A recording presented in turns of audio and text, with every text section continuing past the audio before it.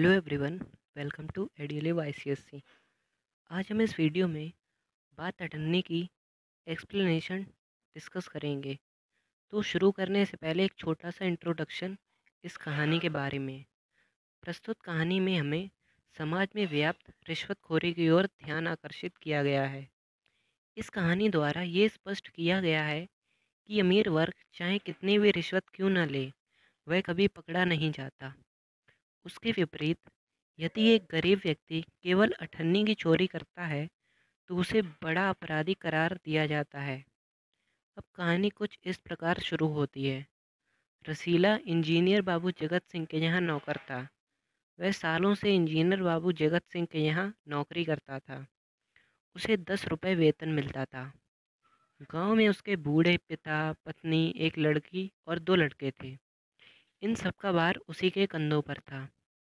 इसी कारण वह बार बार अपने मालिक इंजीनियर बाबू जगत सिंह से अपना वेतन बढ़ाने की प्रार्थना करता था, परंतु हर बार इंजीनियर साहब का यही जवाब होता था कि वे रसीला की तनख्वाह नहीं बढ़ाएंगे।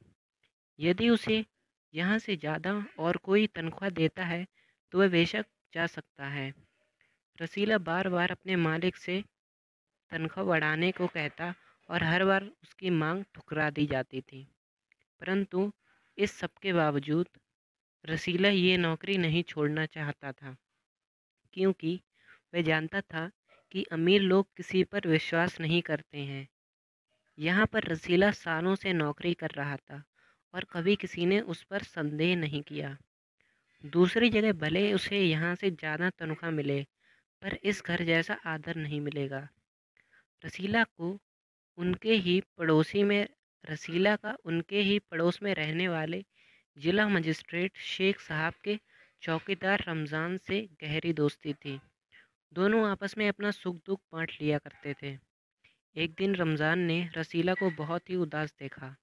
रसीला उससे छिपाता रहा, पर रमज़ान ने उसकी उदासी का कारण जानने के लिए उसे सौगंध खाने के लिए कहा। तब रसीला ने बताया कि उसका परिवार गांव में रहता था। उसके परिवार में बूढ़े पिता, पत्नी और 3 बच्चे हैं। इन सब का भार उसी के कंधों पर था और रसीला को मालिक तनख्वाह मात्र 10 रुपये देते हैं। पूरे पैसे भेजने के बाद भी घर का गुजारा नहीं हो पाता।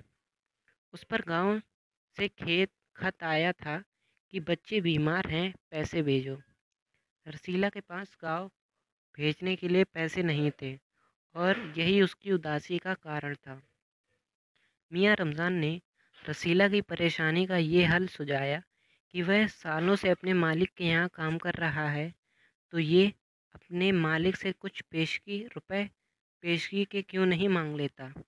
रसीला रमज़ान को बताता है कि उसने मांगे थे, पर उसके मालिक ने रुपए देने से मना कर दिया।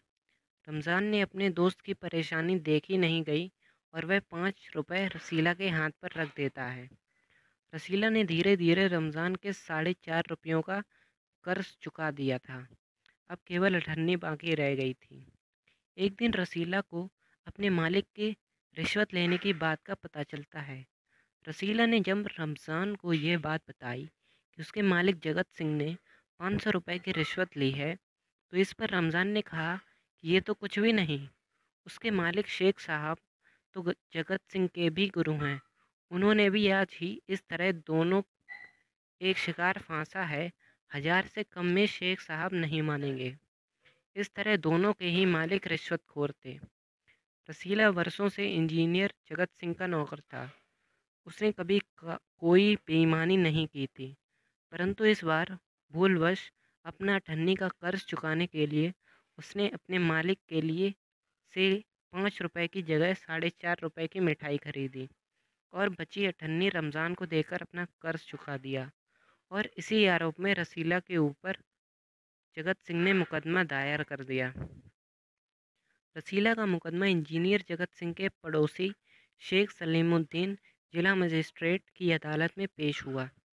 जिला मजिस्ट्रेट शेख साहब अठन्नी के मामूली अपराध के लिए उसे 6 महीने की सज़ा सुनाते हैं और रूमाल से अपना मुंह पोंछते हैं। ये वही रूमाल था जिसमें बांधकर रिश्वत के रुपए शेख साहब ने स्वीकारे थे। जब जिला मजिस्ट्रेट अठन्नी के मामूली अपराध के लिए उसे 6 महीने की सज़ा सुनाते हैं तो रमज़ान का क्रोध उबल पड़ता है, क्योंकि वह जानता था कि फैसला करने वाले शेख साहब और आरोप लगाने वाले जगत बाबू दोनों स्वयं बहुत बड़े रिश्वतखोरी अपराधी हैं। लेकिन उनका अपराध दबा होने के कारण वे सभ्य कहलाते हैं और एक गरीब को मामूली अपराध के लिए इतनी बड़ी सज़ा दी जाती है। Thank you. अगर वीडियो अच्छा लगा हो तो चैनल को सब्सक्राइब करें और शेयर करें।